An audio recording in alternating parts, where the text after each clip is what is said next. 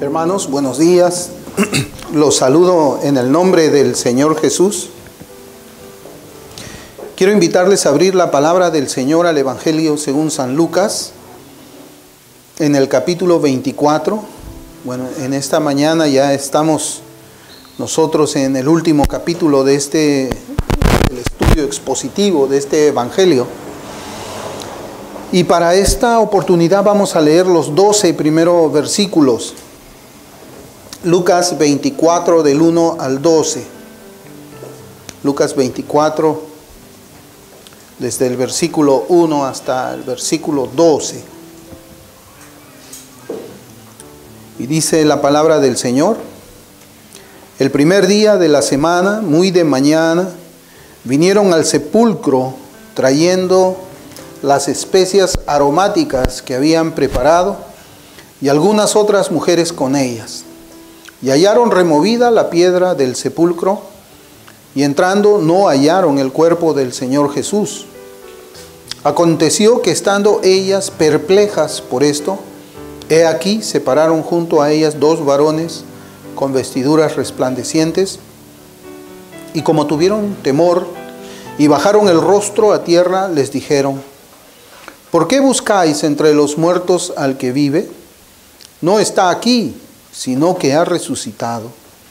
Acordaos de lo que os habló cuando aún estaba en Galilea, diciendo: es necesario que el Hijo del Hombre sea entregado en manos de hombres pecadores, y que sea crucificado y resucite al tercer día. Entonces ellas se acordaron de sus palabras, y volviendo del sepulcro, dieron nuevas de todas estas cosas a los 11 y a todos los demás. Eran María Magdalena y Juana y María, madre de Jacobo, y las demás con ellas, quienes dijeron estas cosas a los apóstoles. Mas a ellos les parecían locura las palabras de ellas, y no las creían. Pero levantándose Pedro, corrió al sepulcro, y cuando miró dentro, vio los lienzos solos, y se fue a casa maravillándose de lo que había sucedido. El Señor bendiga su palabra. Y como ya les había mencionado, hermanos, este es el último capítulo ya del Evangelio según San Lucas. Estamos terminando nuestro estudio expositivo, y ahora nos encontramos con un pasaje que yo considero que debemos de verlo este domingo como el siguiente domingo también. Y yo quisiera explicarles por qué. Si bien nosotros encontramos aquí el relato de lo que es la resurrección del Señor Jesús, también vamos a poder ver algunos detalles que nos permiten a nosotros en este estudio hacer un examen de cómo está nuestra fe, de cómo es que nosotros guardamos la palabra del Señor, si guardamos la palabra en nuestra memoria o guardamos la palabra en nuestro corazón.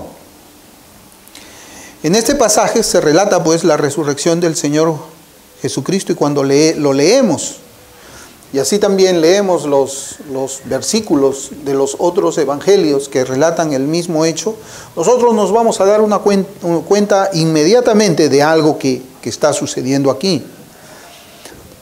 Y es que el Espíritu Santo a los evangelistas los dirige en escribir en este relato, inspirados por el Espíritu Santo, sin dar muchos detalles acerca de cómo es que se produce esa resurrección, o sea, cómo es que interiormente el cuerpo del Señor Jesucristo fue resucitado y finalmente salió de aquella tumba. Nosotros leemos acá y en los otros evangelios pocas palabras, y esas pocas palabras a nosotros nos enseñan una verdad: Cristo resucitó. Cristo resucitó. Y vemos acá pues de que el deseo del Espíritu Santo no era el de procurar convencer al lector de la Escritura, ni lógica ni racionalmente, de tal manera que puedan creer en la resurrección, dejando de lado toda duda. Es decir, bueno, Acá dice que Cristo resucitó. Acá yo encuentro muchos detalles de cómo fue la obra del Espíritu Santo en devolverle la vida al Señor.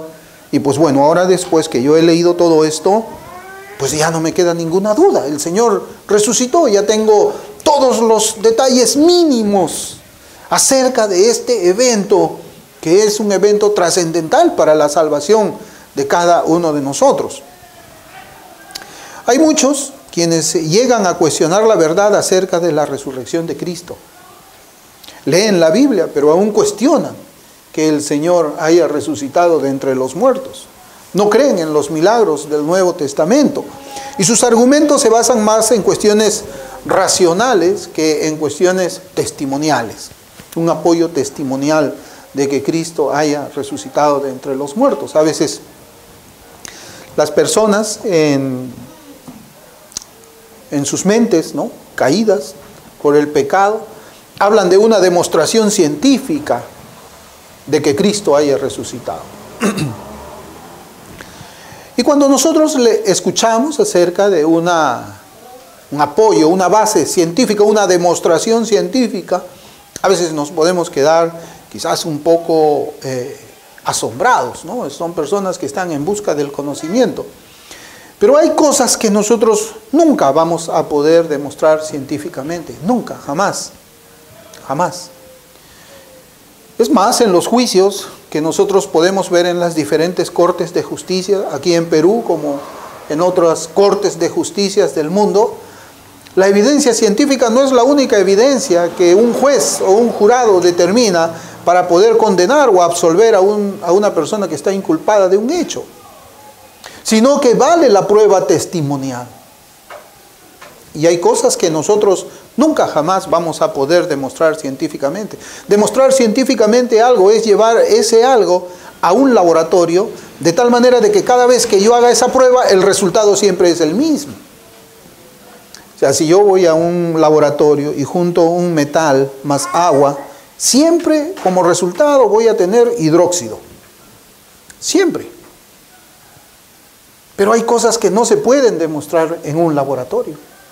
Por ejemplo, ¿qué cosa fue lo que yo almorcé el domingo pasado? No pueden demostrarse. No se puede llegar a una conclusión determinante de qué cosa fue lo que yo almorcé el domingo pasado. Salvo que los testigos que me vieron comer digan, Guillermo almorzó esto el domingo pasado. Ya no lo van a encontrar en mi estómago porque el proceso digestivo dura tres días. Entonces, ¿es válida esa prueba testimonial o no es válida esa prueba testimonial? Por supuesto que es válida. Es válida. Entonces, la resurrección de Cristo no tiene una demostración científica, es un milagro, pero existen pruebas testimoniales. Y lo que les quiero decir es de que el Espíritu Santo aún ni siquiera ha querido argumentar demasiado con el deseo de que sea aceptada esa prueba testimonial. No, para eso está la fe. La verdad de las Sagradas Escrituras, la verdad que ellas nos traen es que ellos, los 11, vieron a Cristo resucitado con sus propios ojos carnales. Y nosotros, hermanos, cuando hablamos de ver al Cristo y de que esa prueba testimonial sea válida, eso no es ni siquiera suficiente para llevar a otra persona a la fe. La prueba de la resurrección del Señor es el milagro más grande, pero nosotros tenemos que recordar de que en aquel tiempo también hubo, casi en la misma semana o la semana anterior en que el Señor Jesús fue apresado, hubo un milagro que el Señor hizo y era la resurrección de Lázaro. Y habían testigos allí. Los judíos eran testigos de la resurrección de Lázaro. La clase religiosa era testigo de la resurrección de Lázaro. Los fariseos, los saduceos, los escribas, los doctores de la ley estaban allí cuando pudieron observar cómo después de 4 días que Lázaro estaba en la tumba, cuando él hedía, cuando su carne ya estaba corrompida por los efectos de la muerte, Lázaro sale de ella. Lázaro sale de ella. ¿Y cuál fue, hermanos, el resultado de que ellos hayan visto ese milagro con sus propios ojos? ellos se endurecieron más contra el Señor y allí decidieron matarlo. Entonces decir que alguien vea al Cristo resucitado para que pueda creer es una mentira diabólica. Es una mentira diabólica. Nadie va a creer. Así el Cristo esté suspendido en el cielo predicando el Evangelio, nadie lo va a creer si es que Dios no hace una obra soberana allí. ¿Por qué? Porque nosotros entendemos que esto es un asunto de fe. La fe viene por el oír y el oír viene por la palabra de Dios. Cristo vive y una prueba de que Cristo vive y ha resucitado es que nos ha hecho nuevas criaturas a nosotros. Podemos recordar cómo es que fue nuestra vida antes de que Cristo nos encontrara a nosotros y cómo es ahora que estamos en los caminos del Señor. ¿Qué más prueba, qué más evidencia de la resurrección de Cristo que la vida nueva que Él está formando en cada uno de los que Él salva?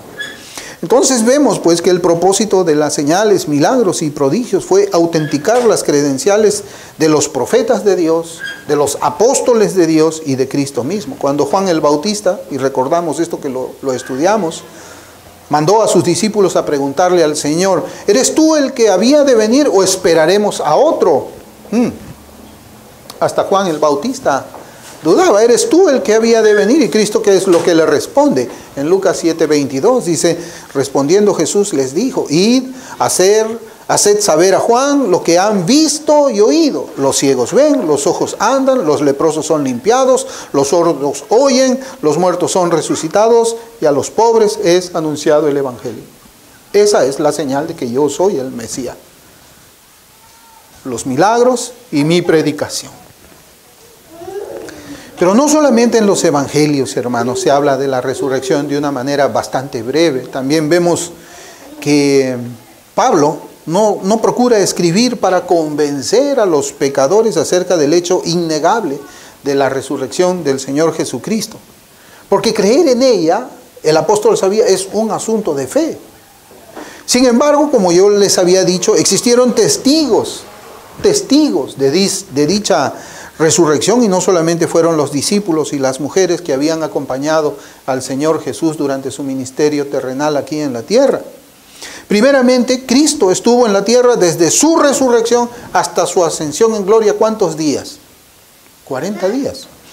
En Hechos capítulo 1, versículos 1 al 3 dice, en el primer tratado, oh Teófilo, hablé acerca de todas las cosas que Jesús comenzó a hacer y a enseñar hasta el día en que fue recibido arriba, después de haber dado mandamientos por el Espíritu Santo a los apóstoles que había escogido, a quienes también, después de haber padecido, como dice, se presentó vivo con muchas pruebas indubitables, apareciéndoseles durante 40 días y hablándoles acerca del reino de Dios.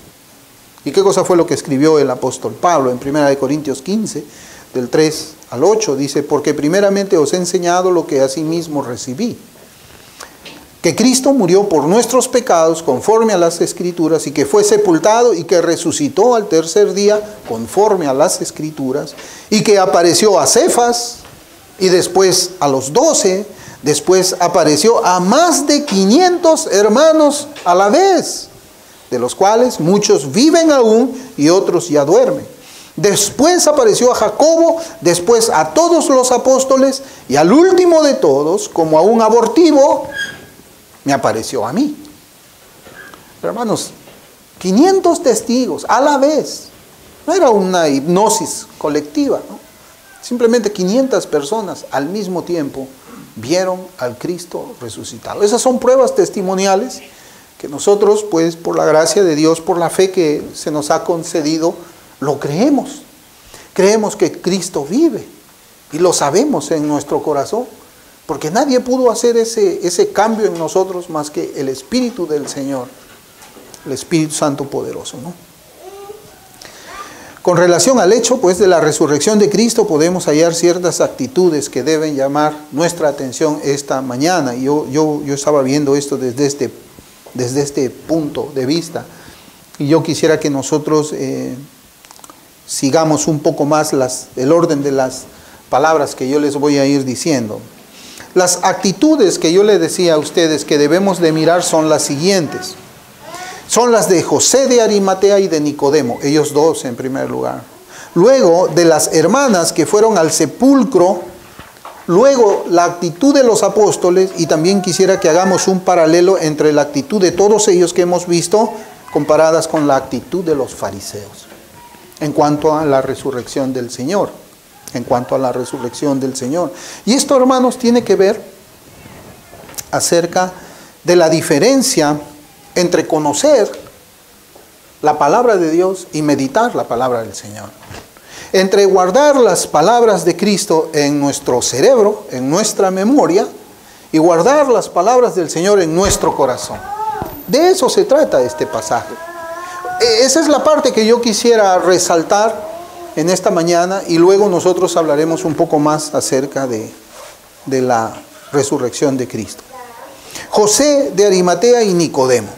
Bueno, ellos, nosotros sabemos por la Escritura que fueron discípulos del Señor.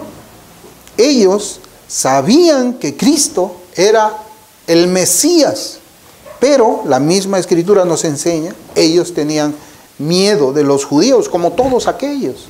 En ese tiempo los creyentes sabían que el Señor venía de Dios, pero tenían miedo de declararlo por temor a que ellos sean retirados de las sinagogas, que sean excomulgados de ese pueblo judío.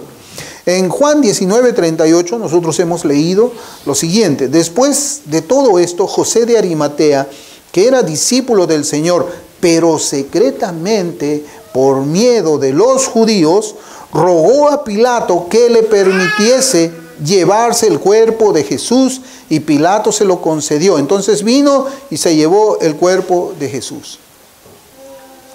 Este era un discípulo secreto, era un discípulo de Cristo, era un creyente verdadero junto con Nicodemo, pero ellos eran discípulos en lo secreto. Y esto nos puede hacer llegar a una conclusión, hermanos, que ellos dos no habían escuchado las palabras de Cristo cuando Él mismo hablaba de su propia resurrección.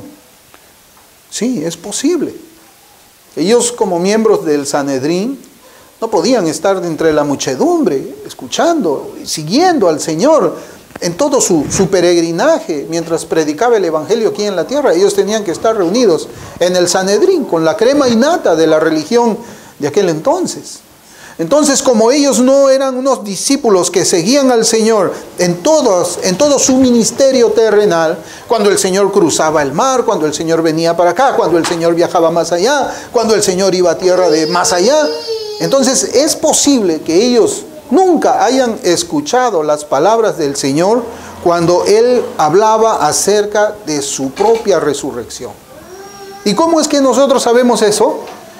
Porque ellos enterraron a Cristo como si Cristo no estuviese predestinado para la resurrección. Ellos enterraron al Señor de tal manera, siguiendo la tradición judía, como que bueno, allí ya se va a quedar y no va a pasar nada. Luego tenemos nosotros a las mujeres que acompañaron al Cristo en su ministerio terrenal. Las mujeres que llegaron al sepulcro y encontraron la roca, la piedra esa abierta, o sea, el sepulcro lo encontraron abierto. Encontramos esas mujeres y están en nuestros relatos acá, y también están en los relatos de los otros evangelios.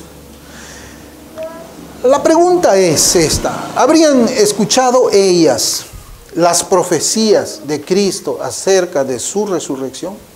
Y otra vez nosotros nos ponemos a ver las actitudes. ¿Por qué hacemos esta pregunta? Porque vemos que ellas habían comprado especias para ungir el cuerpo del Señor. Mire cómo dice Marcos 16:1. Dice: cuando pasó el día de reposo, María Magdalena, María la madre de Jacobo y Salomé compraron especias aromáticas para ir a ungirle. Si nosotros, hermanos, regresamos al tiempo de los judíos, pues ¿qué significa esto? ¿Qué es lo que esta actitud nos enseña a nosotros?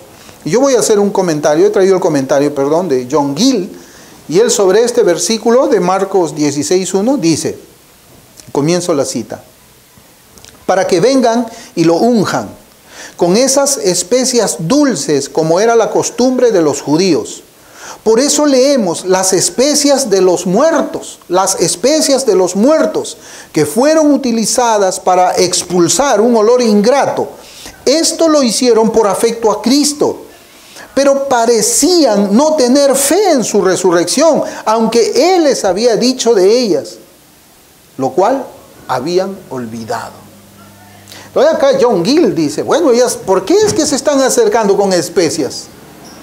Si el Señor va a resucitar, ¿por qué es que ellos van a continuar con esa tradición judía de tratar de esa manera a los muertos? Ellas decían, hay que poner estas especias aromáticas porque el cuerpo del Señor debe estar comenzando a descomponerse para que no tenga mal olor.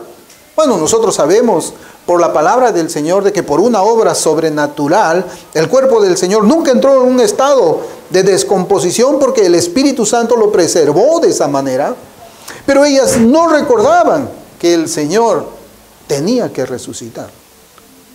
¿Y qué es lo que nos dice que no recordaban? Bueno, ellas seguían sí al Señor, no eran como esos, como José de Arimatea y Nicodemo, que no lo podían seguir. Ellas sí le siguieron, pero se olvidaron de las palabras que el Señor había dicho acerca de su resurrección. Y finalmente podemos mirar nosotros ahora la reacción de los apóstoles ante las nuevas que las mujeres les llevan a ellos acerca del hecho de la resurrección del Señor.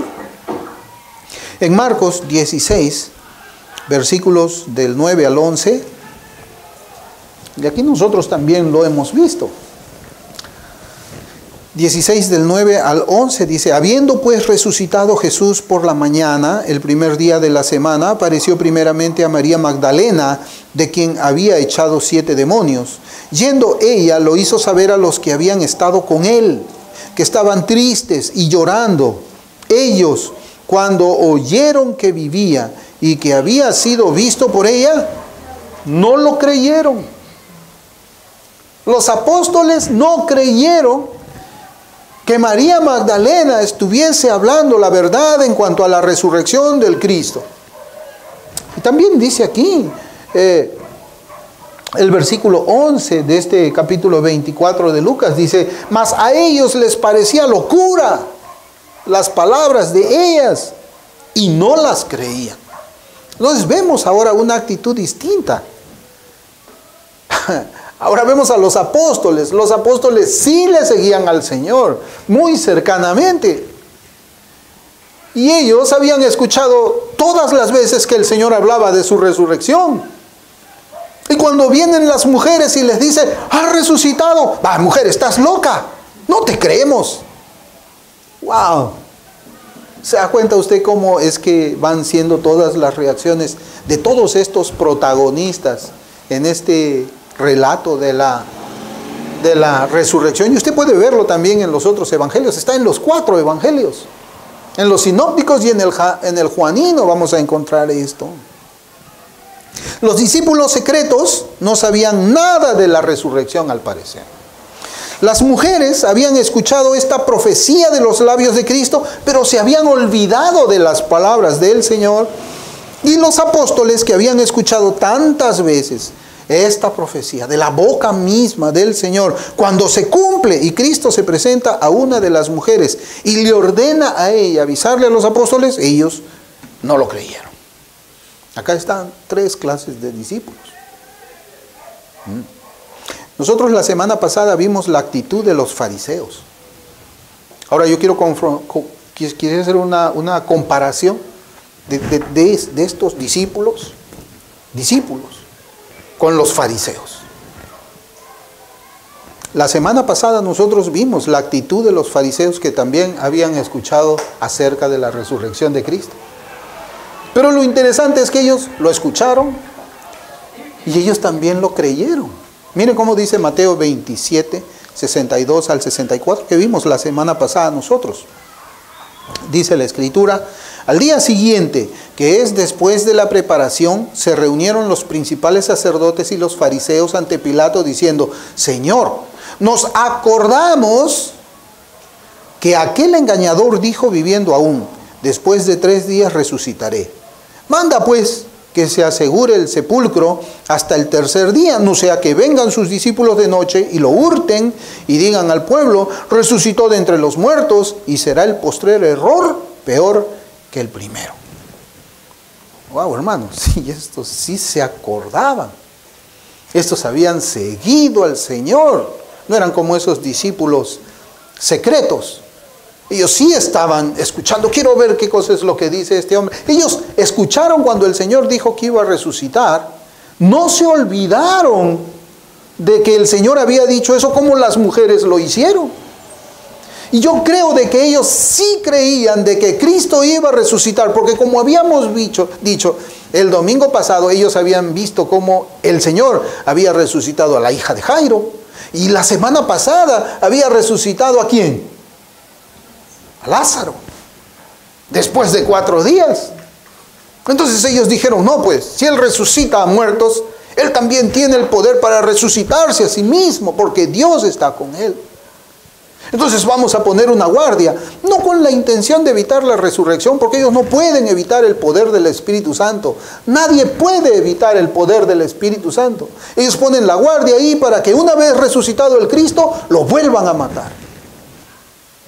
Eso es lo que nosotros vemos. Entonces yo quisiera ahora que meditemos en lo siguiente. Los discípulos secretos al parecer no sabían nada de la resurrección, pero los fariseos sí. Las mujeres se habían olvidado de aquella palabra del Señor, pero los fariseos no. Los discípulos no creyeron el testimonio de la resurrección, pero los fariseos sí. Los fariseos mandan una guardia porque habían escuchado acerca de la resurrección de Cristo. Ahora, la pregunta sería, mirando la actitud de cada uno de ellos, ¿quién creyó verdaderamente en la palabra del Señor cuando el Señor dijo que iba a resucitar? Si nosotros comenzamos a ver todo esto, ¿quién con sus hechos, con sus actitudes, creyó que Cristo iba a resucitar? Bueno, a simple vista, a primera vista nosotros diríamos, las mujeres no. Los discípulos secretos no lo sabían, pues no lo creían. Los apóstoles, los 11, no lo creyeron. Bueno, de acuerdo a una comparación así, solamente los fariseos le creyeron al Señor.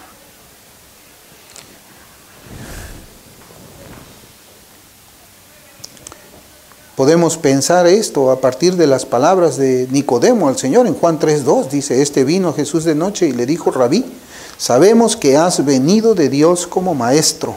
Sabemos,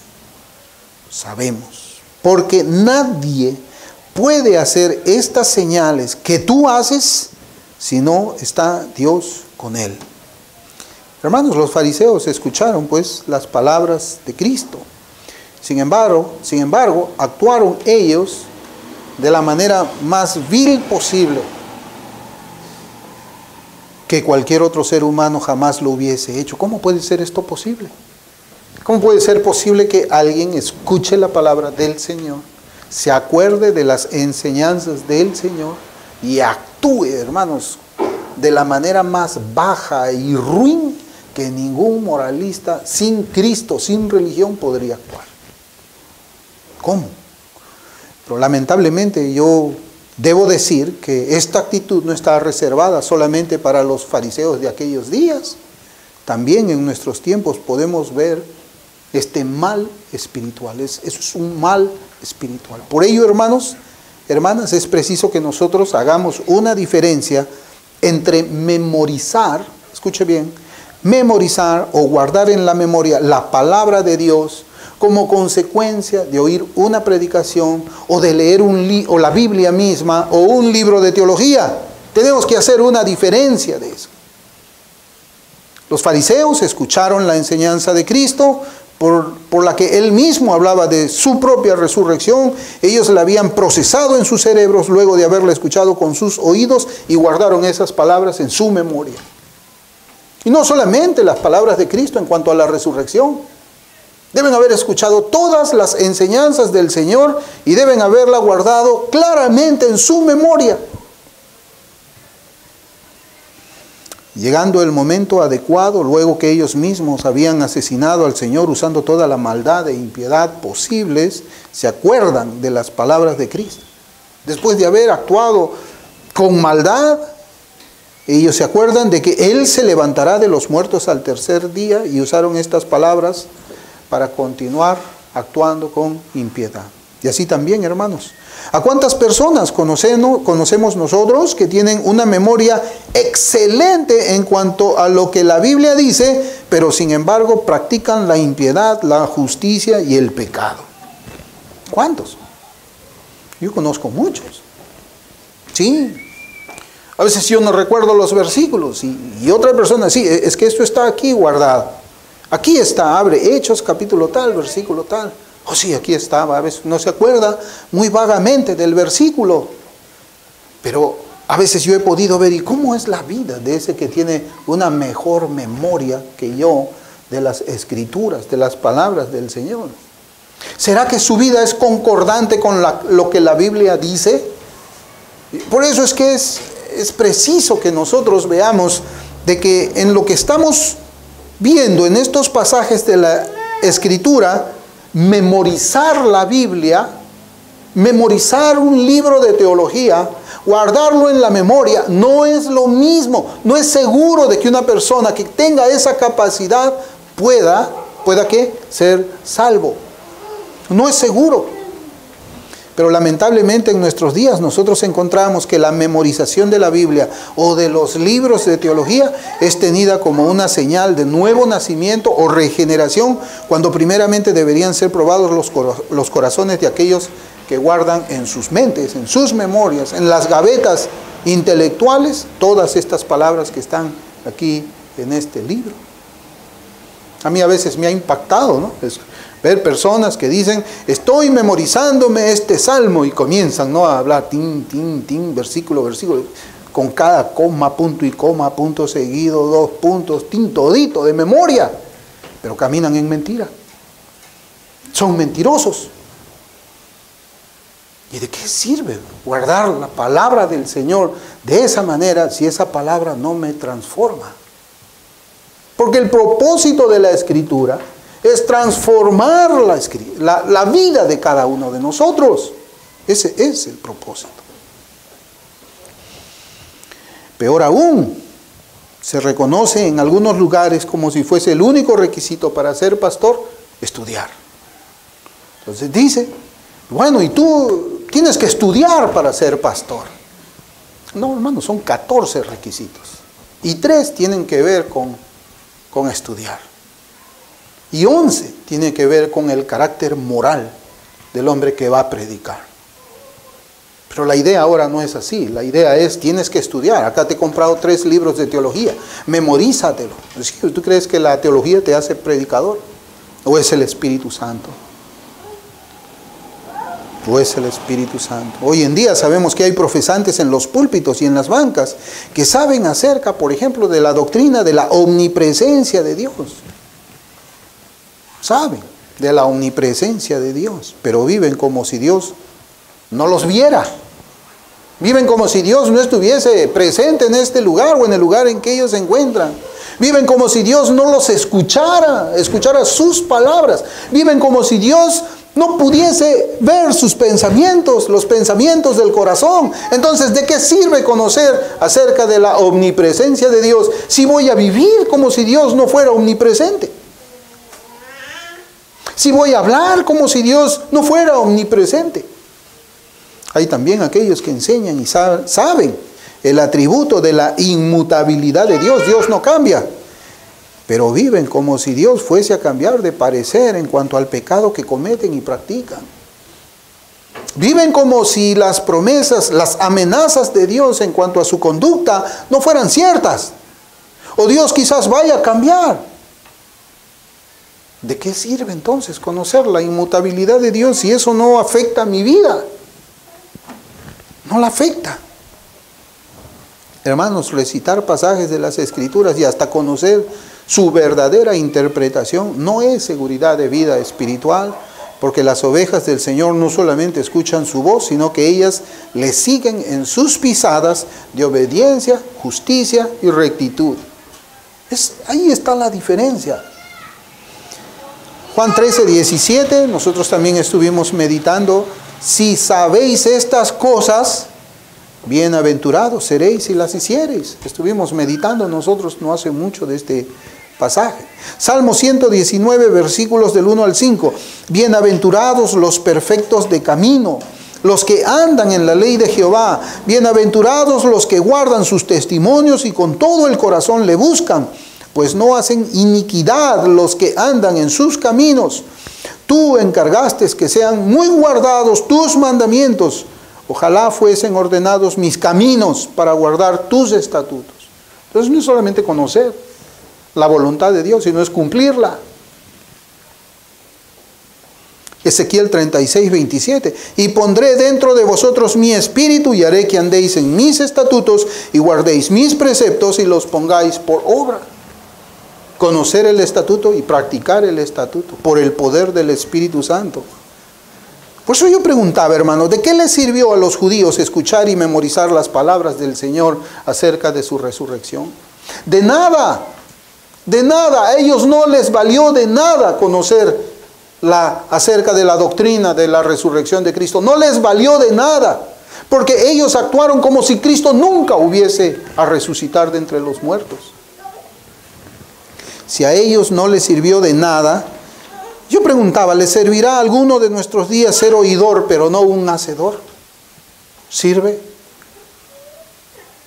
¿Puede el mero conocimiento de la Biblia y de la teología salvar a alguien? Muchas veces hemos visto la manera cruel y despectiva con que algunos tratan a los hermanos que no tienen ni la memoria bíblica ni el conocimiento doctrinal que ellos tienen. ¿Usted alguna vez ha visto a ellos? Como el que leyó un poco de alguna teología sistemática, trata mal al hermano que no ha tenido la posibilidad de estudiar. A un hermano que anda en rectitud, en piedad genuina, en verdad, en equidad. A ese hermano que por sus frutos se evidencia la obra del Espíritu Santo, el intelectual lo trata mal. Pero esa no es la actitud, hermanos, de un creyente genuino, sino la de un fariseo que conoce intelectualmente, pero en cuyo corazón de piedra está ausente la gracia de Dios.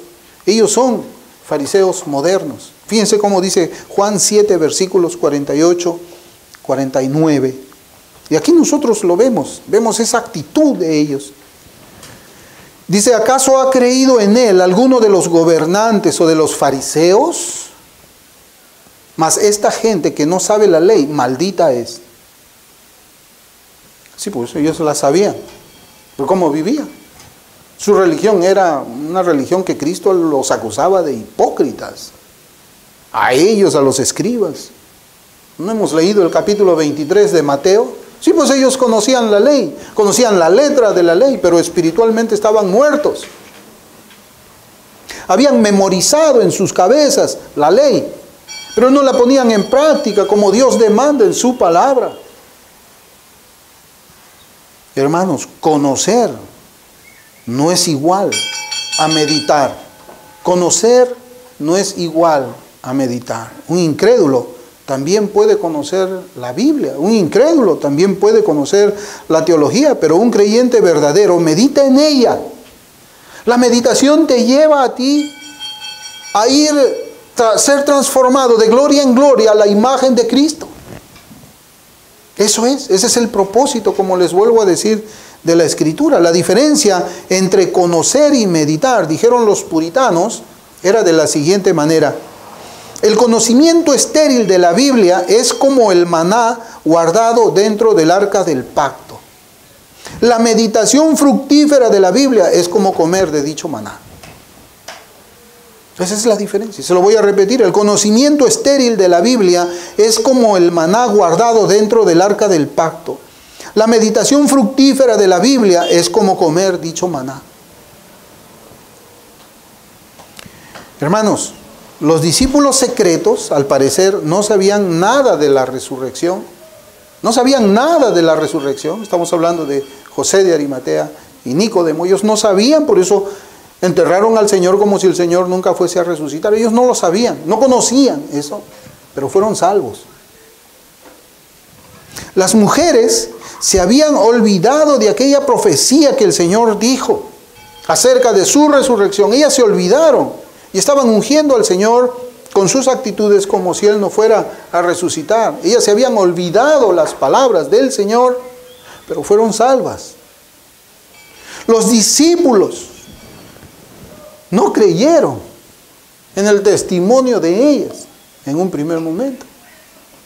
Dijeron, esto es una locura, estás hablando locuras, mujer. No te creemos. En ese momento ellos tuvieron esa actitud, pero ¿sabe qué? Fueron salvos. Los fariseos mandan una guardia al sepulcro porque habían escuchado a Cristo hablar de ella, recordaron la enseñanza del Señor. Pero yo me preguntaba, ¿alguno podría afirmar que tal conocimiento los salvó a ellos del infierno eterno? Hermanos, ¿y cómo estamos nosotros? ¿Cómo estamos nosotros? Tenemos tal vez un conocimiento estéril de la palabra de Dios. Sí, la conocemos. Abrimos la Biblia y vemos dónde está. Esto está en este salmo. Me conozco la Biblia desde Génesis a Apocalipsis. Pero ¿cómo ha transformado esa palabra nuestras vidas? Sí, es posible que un hermano no sepa en qué lugar de la Escritura está tal pasaje.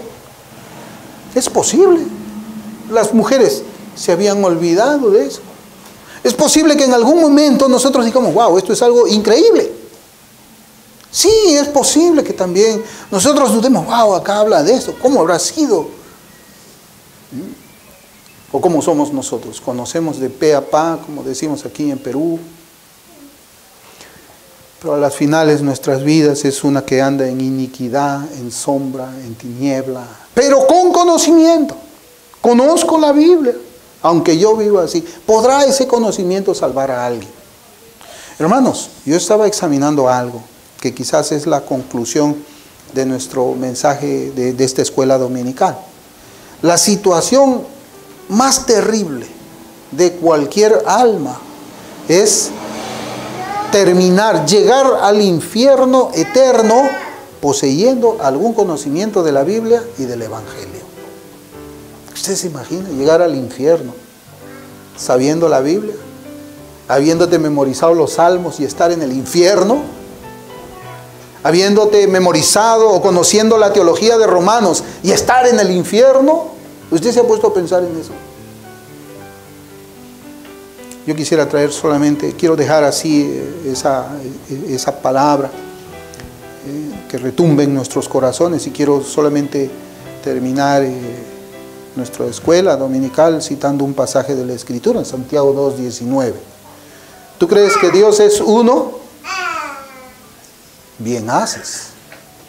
También los demonios creen y tiemblan. Vamos a orar.